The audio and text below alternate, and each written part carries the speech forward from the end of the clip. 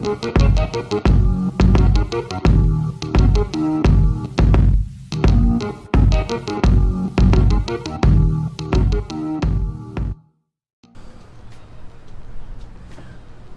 daughters, man, what the need to teach this, whatever. Anyway,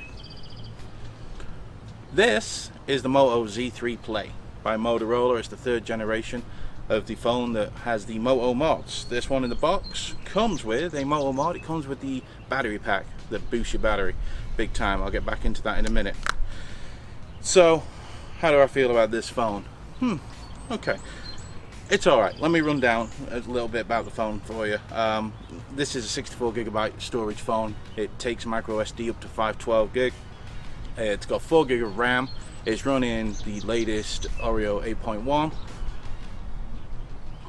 People are knocking the window. Or it sounded like it, maybe not.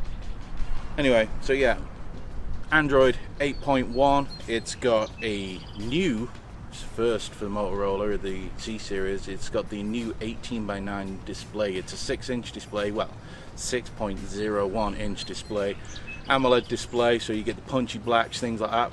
It's a pretty nice screen. Minimal bezels. What they've done, they've shrunk down the bezels at the top, at the bottom. They've removed the fingerprint sensor that's normally at the bottom of the device and moved it onto the side. Here's my first bugbear. Cool, it's easy to use on the side, it's very fast. I mean, watch. Just tap it with my thumb, it's on. It's quick, it's accurate, it doesn't, you know, it's alright.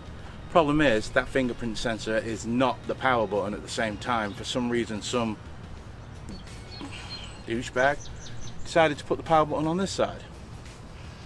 So, it just feels really weird. It's cumbersome to use, it's just not comfortable. That way, it just feels odd. The volume buttons are also on this side. Very clicky, very tactile, feel very nice. Comes with one speaker, and that is the front-facing earpiece speaker. It's okay.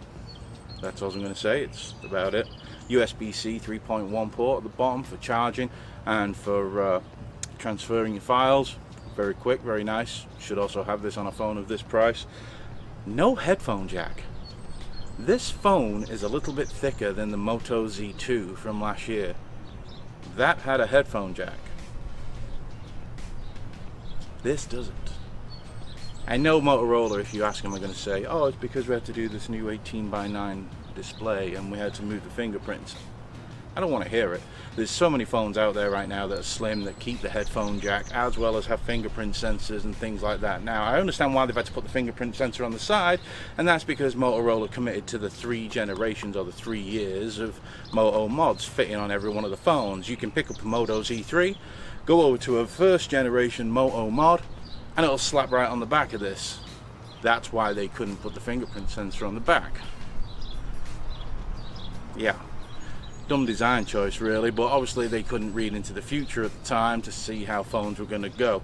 And the design of this phone is pretty stale, to be honest. Apart from the 18:9 aspect ratio, it's a very boring looking phone. It's very dull. There's nothing new here. You take off the Moto Mod, you've got exactly the same back. It looks great in the indigo blue. It catches the light really well. You'll see it's got twin cameras as well on this. Motorola become twin camera-fied all of a sudden. You get a 12 megapixel main shooter, and then the second camera is a 5 megapixel camera that's used just for depth sensing. No fancy gimmicks or anything like that, no telephoto, wide lens, anything like that. It literally is for depth, for the fancy portrait shots that people like nowadays, and it isn't very good at doing it either. So, bit of a shame really. I'll get more onto the cameras shortly. The camera will also, while I'm on it, will do 4K recording at 30 frames a second and do 1080p 3060. It does have fast charging, and it is pretty fast, I'll give it that, and it comes with a fast charger in the box, unlike other phones by Apple iPhone. But yeah, it does come with that in the box. It has a non-removable battery apart from the mod. The actual non-removable battery in the back of the phone itself is a 3000 milliamp hour battery.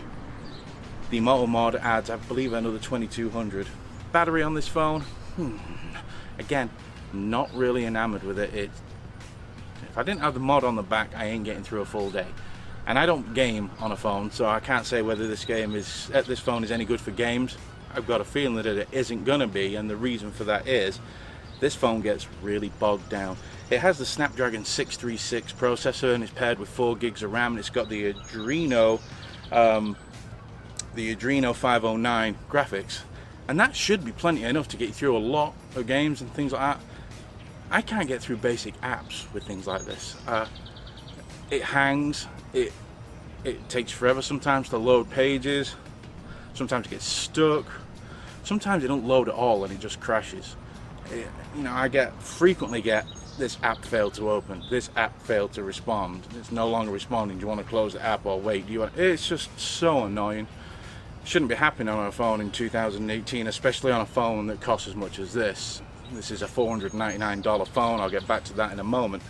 So my other problems with this phone, like I say, the sound isn't very good, the cameras. So you get the 12 megapixel main shooter, it does okay, that's about it. When it comes to the fancy portrait mode, it's garbage. It's okay in certain parts, but when it comes to, especially tops of heads, I've found it just puts like a halo or just totally blurs them. It's very poor. You're not probably gonna like it. I didn't like it. I think for the money it's a problem on this device. Maybe they can fix it with a software update, I don't know. There's a lot of things that they can't fix on this phone with a software update, and I would be surprised, or wouldn't be surprised, if the camera wasn't able to be fixed with a software update neither. Front facing camera is 8 megapixel f2.0 1080p. Again, it's alright. You get any of these cameras in low light and it is hot garbage. Why would you put such crap cameras on a $500 phone? I just don't get it. I mean, it just, as you can see, I don't actually rate this phone. There's a couple of other problems with this phone. One of them is the OnePlus 6 and the price. So they're your two things. So with this phone, it's $499. It is available on carriers, but only Sprint and US Cellular. Anyway, so whatever, you know, it's just another kick in the nuts for this phone. Unfortunately, it's not with there's desirable carriers as such. Verizon, T-Mobile, AT&T, things like that. Your big two being Verizon and T-Mobile for me, and this it's just a shame that it's not on those. It'd probably gain a lot more traction, but I understand why it's not, because especially the T-Mobile, the Moto Z3 Force, it was half price within months. It hadn't even been out 8 months, I don't believe, and it was available for $375 from a carrier. I could walk into that store. There was no fancy contracts where they credit you back.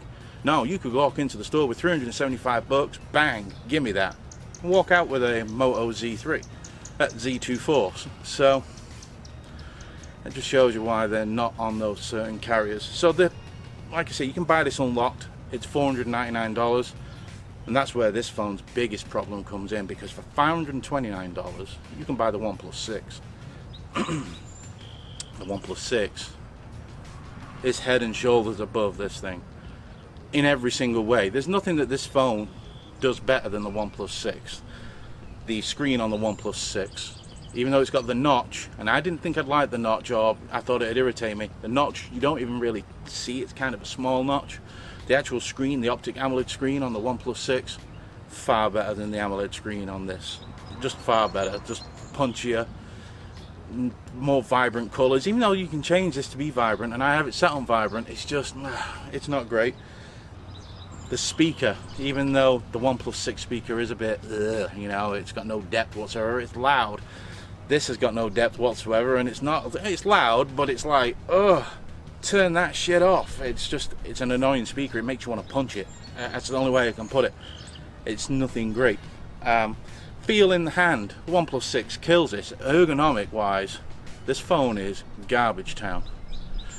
From the placement of the power button and the fingerprint sensor, volume buttons are alright, but that power button on that side of the phone there is just stupid. It just makes the phone awkward to use. It's crap. It does have face unlock, which is quick, but so does the OnePlus 6, and it's just as quick, if not quicker.